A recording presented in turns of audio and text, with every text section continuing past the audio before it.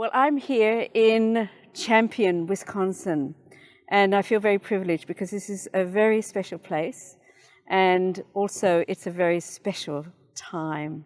It was about a year ago that we at the Salt Approach discovered Our Lady of Champion, and she has a message which we're going to hear a little bit about today, and I want to share with you.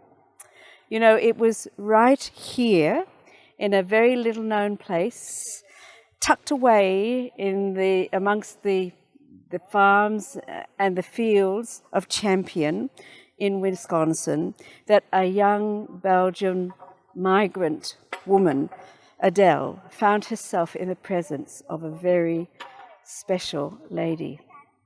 Now we have here with us Chelsea Hare. Yes. And she is what do you do, Chelsea? I'm the Director of Communications for the National Shrine of Our Lady of Champion. That's wonderful. So Chelsea is going to share with us some things about the story of Adele and Our Lady today, and that we want to share with you. So thank you, Chelsea, for this time. It's wonderful to be here on this very special few days, actually. And I wonder if you could just tell us a little bit, tell the people who will be watching this a little bit about Adele and the apparitions.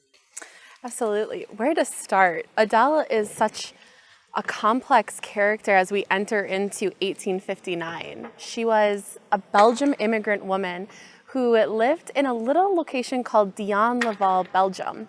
And when she was there, she actually made a commitment to Our Lady, offering herself to teach the children in a place called Champion, Belgium, with a group of Ursuline sisters. Now, her life was completely put in a whirlwind, a complete 180, when her parents decided to come to the United States. She even consulted a priest asking, "What should I do? I don't know what to do because I made this commitment to these sisters." And he said to honor her father and mother. And so she obediently went to this little location of Belgium settlements in Champion, Wisconsin, present-day Champion, Wisconsin.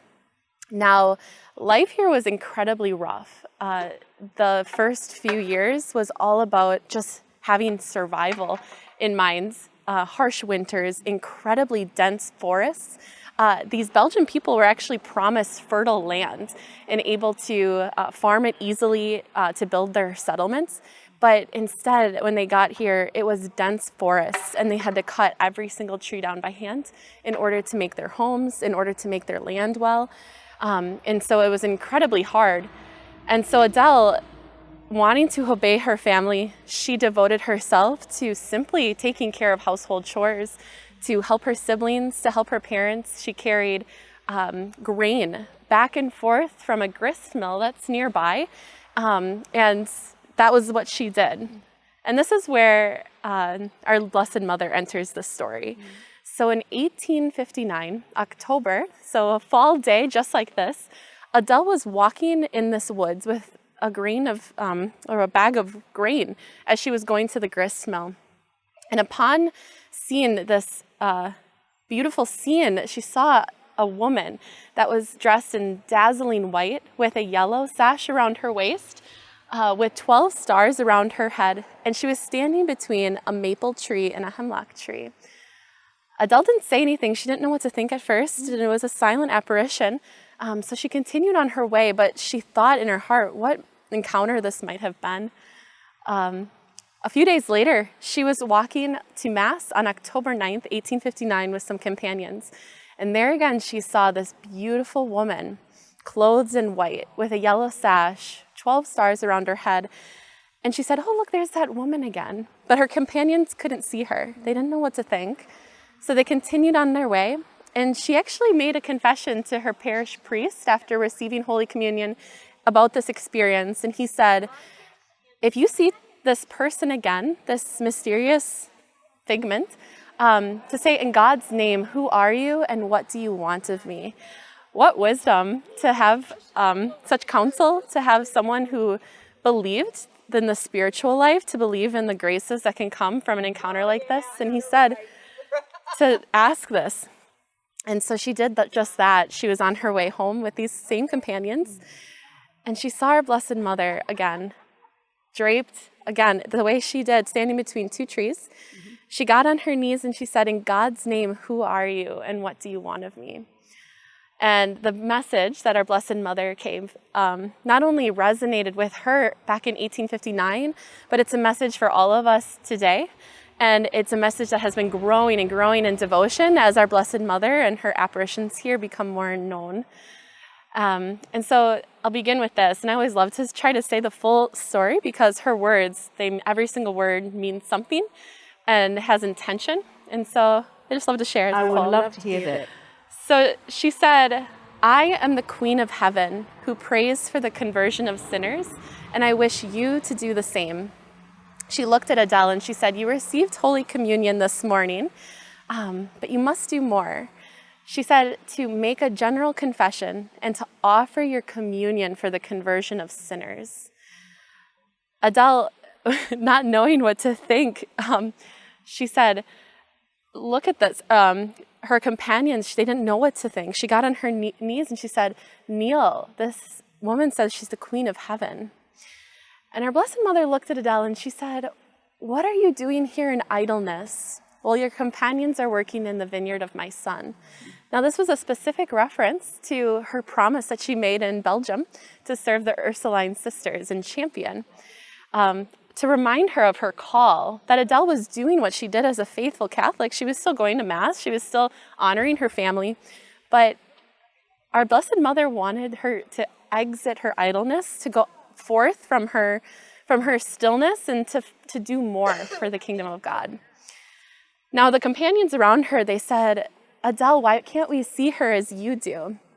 And our Blessed Mother, in her kindness, she looks at these companions and she says, "Blessed are they who believe without seeing." Such a special reminder for all of us that while we can't necessarily see these incredible visions, these incredible apparitions, that they're still around us. The spiritual life is still around us. And those who believe are the most precious without seeing.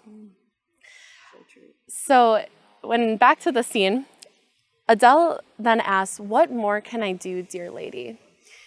And our Blessed Mother, she gave a message very, very simple, but very direct, with three unique missions for Adele. She said to gather the children in this wild country and to teach them what they should know for salvation. Specifically, how to make the sign of the cross, their catechism, and how to approach the Blessed Sacraments. She said, "This is what I wish you to do. Go and fear nothing. I will help you." And with that, our Blessed Mother put down her arms as if she was bestowing a blessing, and she disappeared from Adele and these companions. And immediately, Adele got up and she did exactly what our Blessed Mother had asked of her, displaying some heroic virtue for sure. And she gathered basically the children within a 50-mile radius and taught them their sacraments, their catechism, and she prepared these children for their first communion. Now, at first, Adele didn't have a schoolhouse or a chapel to gather these children. She would actually go to homes of families, one by one, and offer to teach these children what they should know. Now, some families were a little resistant because these children, they were being used as farm labor. They had things to do and chores to do. And so Adele would offer to do her chores, their chores, just for the privilege of teaching these children. And now the spirit grew. She was definitely led by our Blessed Mother to not fear and that she will help them. And eventually a convent was made on these very grounds where Adele and some companions taught the children for years and years to come. And a little chapel was built to mark the spot where our Blessed Mother appeared. And it's been that way since 1859.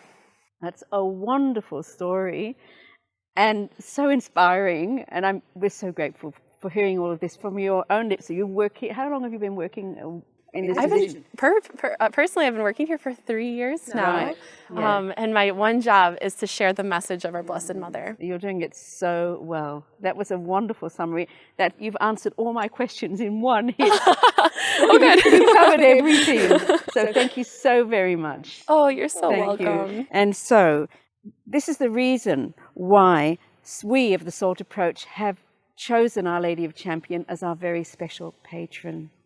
And we look forward to her great help in this great country as we try as well to reach the children through catechesis and through preparing them for the sacraments.